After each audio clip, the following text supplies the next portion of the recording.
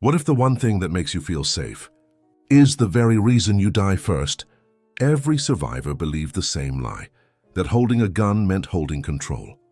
That if the world turned against you, a loaded magazine was enough to keep it quiet. But control is an illusion, and safety is the cruelest trap of all. When the outbreak began, the world screamed. Then it went silent, and in that silence, thousands armed themselves, believing they could fight the dead. Stores were looted, rifles stolen, ammo vanished from shelves in hours.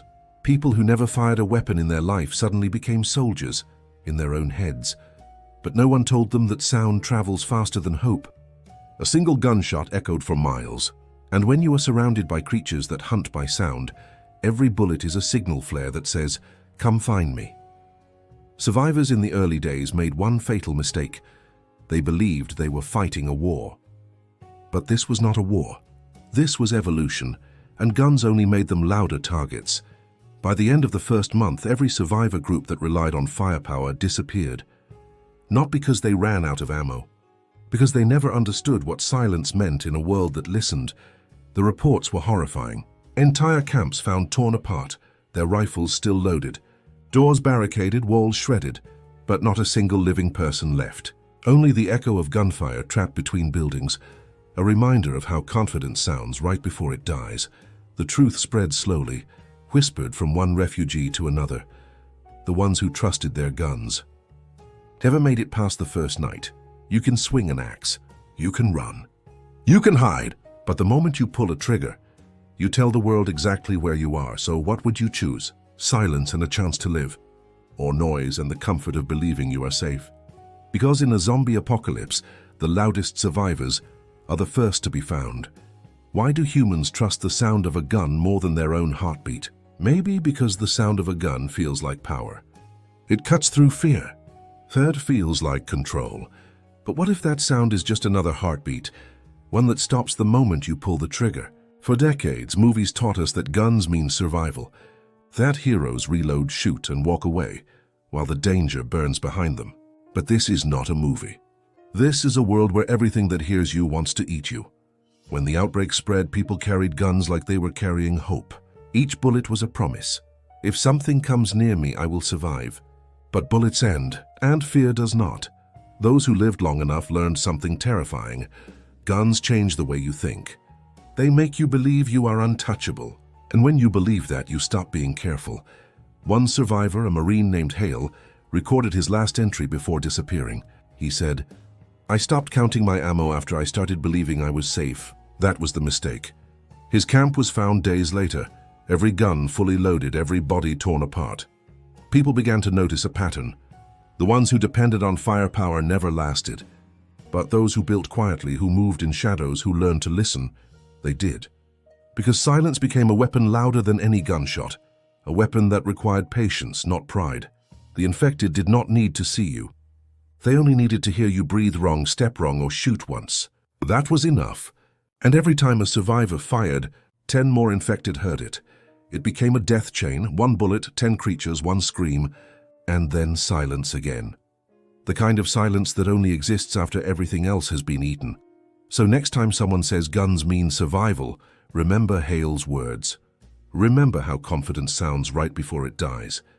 Because in this new world, the real survivors are not the ones who shoot fastest. They are the ones who never have to shoot at all. What happens when your last bullet echoes louder than your scream?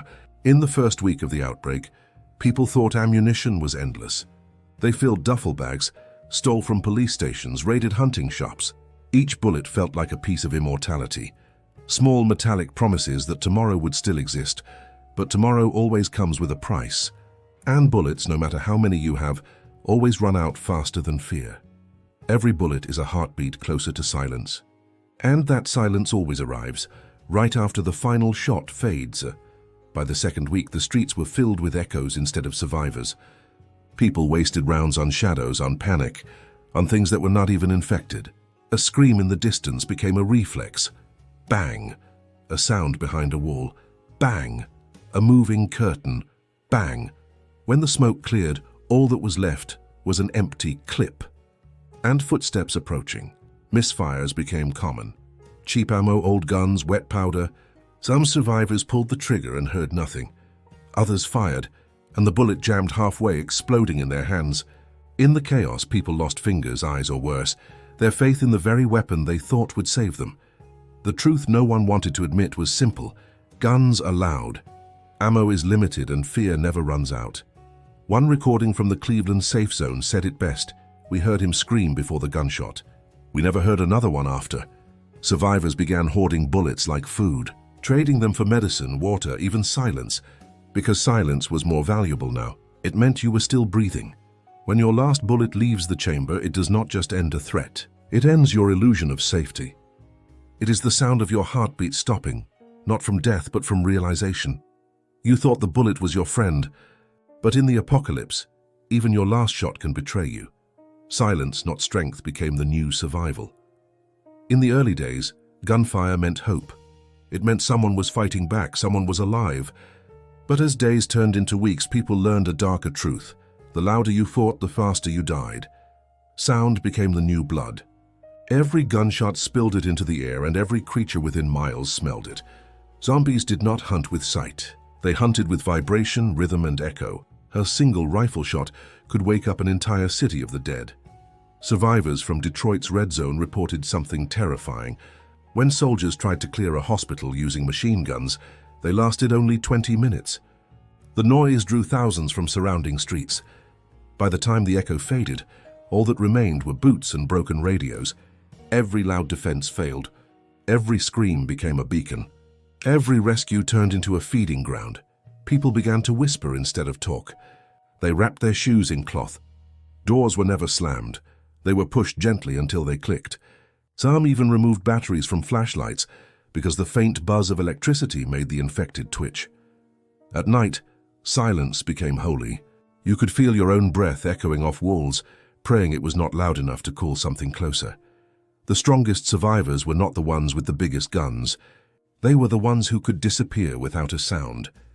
The ones who learned that courage was not about standing and shooting. It was about kneeling, waiting, and letting danger walk past.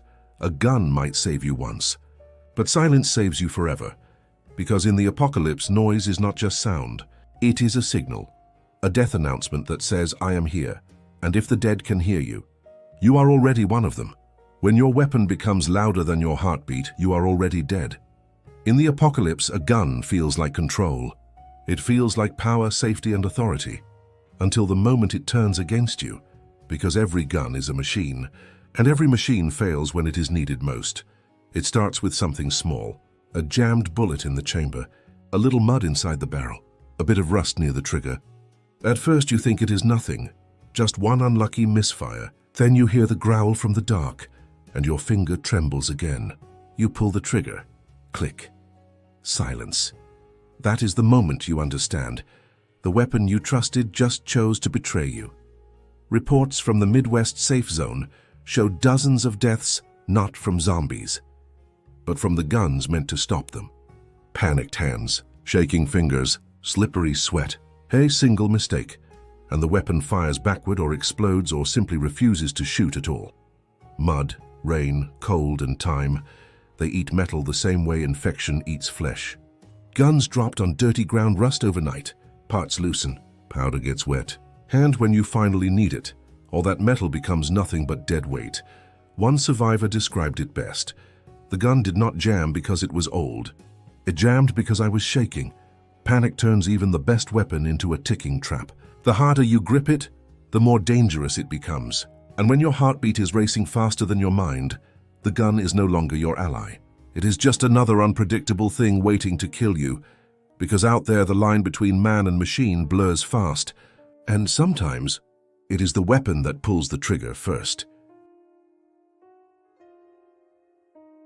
A gun can kill the dead, but fear kills the living. The apocalypse does not just destroy cities, it destroys judgment. Fear changes how people see, how they think, how they pull a trigger. And in that chaos, survival stops being about zombies. It becomes about what fear makes you do. At first, guns gave people courage. They felt powerful, unstoppable. But fear has a way of turning courage into panic. And panic always fires first. Across abandoned suburbs, rescue teams reported the same thing again and again. People shooting at shadows, At wind-blown curtains, at each other, every loud noise became an attack. Every silhouette became a threat. Every movement in the dark became the end. One story from a small Ohio settlement still haunts the radio archives.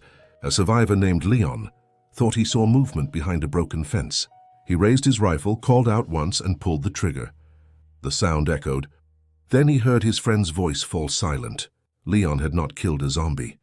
He had killed the only person still standing beside him. After that, he stopped talking, stopped sleeping. The gun stayed in his hand, but the man who held it was already gone. Fear does not need teeth or claws. It just needs a heartbeat and a trigger finger. The truth no one admits is that the apocalypse was never about the infected. It was about people, their noise, their panic, their mistakes. The dead only finished what the living started. And so, when survivors began training again, their first lesson was not how to shoot. It was how not to, because every bullet you waste on fear is one less second you live in silence. And in this world, silence is the only weapon left that never misses.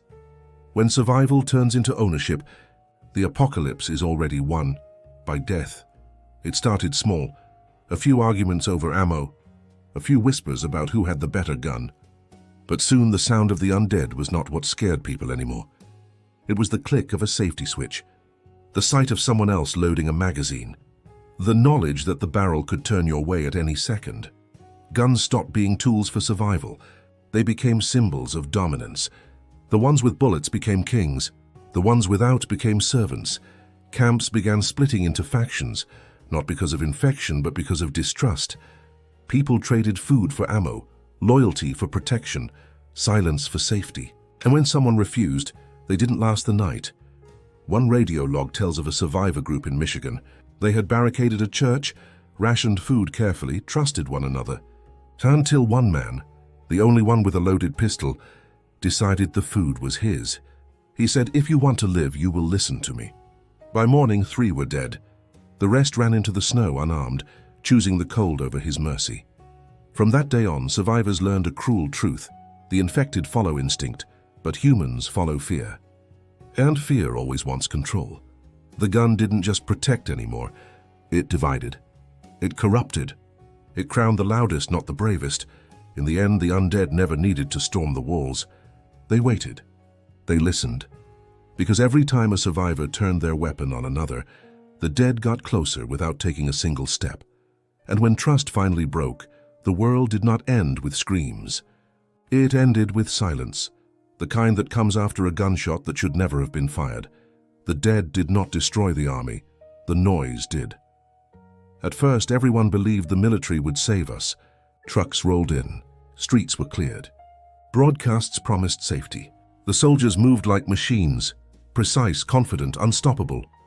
They built walls, they guarded checkpoints, and they believed that bullets could hold back death, but the truth came faster than anyone expected. Every shot echoed for miles. Every explosion pulled the dead closer, and every victory came with a louder cost. Reports from the first containment zone tell the same story again and again. Soldiers who fired endlessly during the first week found themselves surrounded the next. They ran out of ammo before they ran out of hope. When the last bullet was fired, there was only silence and breathing. Not the kind of breathing you want to hear. One recording recovered from the ruins of Fort Ravenfield tells of that night. A soldier whispers into his radio, "Command, we are low on rounds. They are still coming. I can hear them through the smoke. If anyone finds this," then static, then screams, then nothing. What happened next was worse than death. The living turned on each other, fighting for remaining ammo, food, rank. In the dark, no one could tell who was infected and who was desperate. Men who once protected the country became predators of their own kind. The dead never broke through the gates. The gates opened from the inside. When the sun rose, the fortress was silent. Hundreds of rifles, thousands of shells, and not a single survivor. No one expected that silence would save more lives than bullets. No one expected that the sound of gunfire would become a death sentence. The army had control, until control demanded more noise than the world could survive. In the end, the strongest were not the loudest. When the world stopped screaming, people began to listen. To the wind, to the soil, to their own breathing. Guns had promised survival, but silence delivered it. The survivors who lasted were not the ones with the most bullets. They were the ones who moved like shadows. They traded noise for patience, rage for rhythm. Every step was measured. Every action was quiet. They began to wrap their shoes in cloth so their footsteps would not echo. They built shelters beneath tree roots instead of inside broken houses. Fire was hidden underground. Smoke filtered through damp leaves. Even whispers became dangerous, so they learned to speak with gestures and glances. Metal was replaced with wood, stone, and silence. Blades made from scavenged car parts became more valuable than guns. Hair-sharpened shovels saved more lives than a rifle ever could. One group in the northern forests built a community called the Still. Their rule was simple: no sound above a heartbeat. Those who broke it did not live long enough to repeat it. They hunted with traps, ate from the earth, and used the dead's armor as camouflage.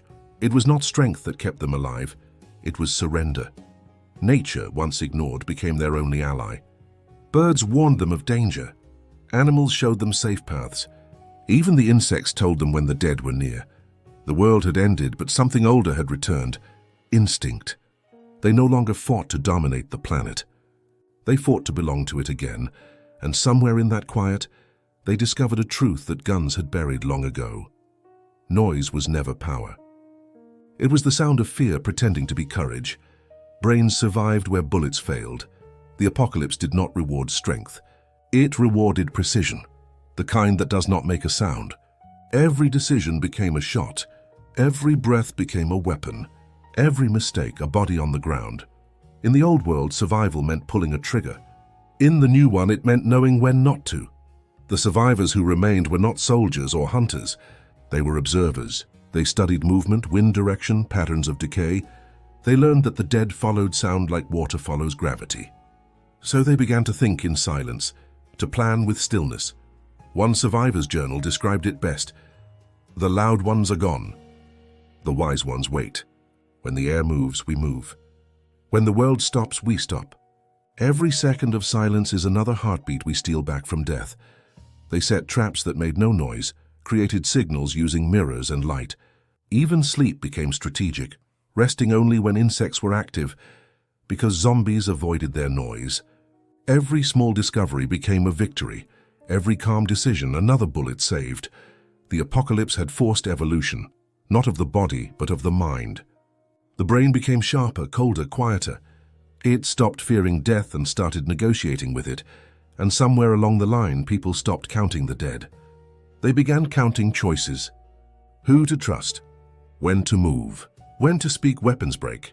Ammo runs out, but the human mind, once it learns to survive without noise, never forgets how. Because the end of the world did not belong to those who fired the most shots. It belonged to those who listened long enough to hear what silence was trying to say. For the first time he understood, the gun was never his weapon. The last bullet had been fired 3 nights ago. Its echo had rolled through the valley like thunder that refused to die. Now there was only the soft hum of the wind and the faint dragging sound of something moving outside. He sat against a wall, his back bleeding where the concrete had scraped through his jacket. His gun lay beside him, empty, heavy, and useless. For the first time since the outbreak began, he felt calm, because there was nothing left to depend on but himself. The creatures were close. He could hear their slow, uncertain footsteps as they brushed against the doorway. Every instinct screamed to move, to breathe, to fight. But he remembered the one rule the new world had taught him. Noise means death, so he stayed still. Completely still. He slowed his breathing until even the dust in the air seemed louder than his heart. The shadow outside lingered, sniffing, searching, then faded away. He waited another hour before moving. When he finally stood, the room was dim, the floor soaked with rainwater dripping through the roof. He picked up a piece of glass and used it to reflect a faint ray of moonlight through a crack in the wall. The beam landed on a metal door hinge a few feet away, and the creature followed it. A silent distraction. Fair mind's bullet. He slipped through the opposite side barefoot, vanishing into the mist. Not a single sound, not a single shot. Outside, the world was quiet again. Not safe, just quiet. He looked down at his weapon one last time before dropping it into the mud. It had never saved him. His silence had, and as the horizon flickered with distant lightning, he realized survival had never been about killing. It had always been about listening. In a world that only listens to silence, the loudest man dies first. For weeks, people had believed that guns were power, that the louder you fought, the longer you lived. But power in the apocalypse is not volume. It is awareness. The gun had given people a false sense of control. It made them feel safe, even when safety had already vanished. A gun does not protect life, it delays death. Every bullet is a promise that must eventually be paid. And when that promise runs out, most people do not know who they are without it. In the early days, those who were armed survived longer, but not because they were stronger. They were simply louder. They made more noise, drew more attention, and created more chaos. They fought the world instead of understanding it. But the later survivors, the ones who lived to see the quiet years, they learned something different. They learned that survival is not about fighting the dead. It is about avoiding them. It is about patience, strategy, and knowing when to disappear. The weapon that mattered most was never held. It was grown in the mind. Every silent step, every unspoken thought, every controlled breath became a form of resistance. While the armed survivors burned through bullets, the silent ones grew invisible. They adapted to the rhythm of a world that no longer rewarded sound. And when humanity finally began to rebuild, people did not remember who fired the most shots. They remembered who remained. The survivors who endured were not the ones with the biggest guns or the most ammunition. They were the ones who stopped believing that a weapon could save them. They were the ones who listened to the wind, to the ground, to the silence between heartbeats, because in the end, silence became the last form of intelligence. And in a world that only listens to silence, the loudest man dies first.